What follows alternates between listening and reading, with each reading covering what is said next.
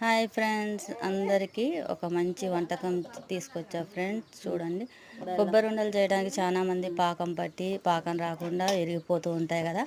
అలా కొబ్బరి ఉండలు విరగకుండా ఉండాలంటే కొబ్బరిని సన్నగా దురుకొని మిక్సీలో బట్టి ఇక్కడ పోస్తుంది చూడండి, అలా పోయాలి. పోసిన తర్వాత బెల్లాన్ని మెత్తగా దంచుకొని ఆ కొబ్బరి పొడిని బెల్లాన్ని మంచిగా దగ్గరికి కలుపుకోవాలి. ఇక్కడ కలుపుతుంది చూడండి, అలా మిక్సింగ్ చేయాలండి.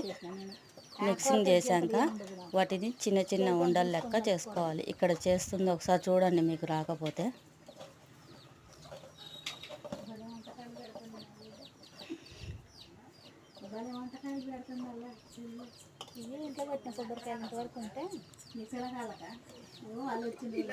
ఇక చూడండి ఫ్రెండ్స్, ఇలా చిన్న చిన్న ఉండలుగా చేసుకొని నిల్వ చేసుకొని మీ పిల్లగాళ్ళు స్కూల్కి పోయేటప్పుడు వచ్చేటప్పుడు ఇస్తుంటే బాగుంటుంది.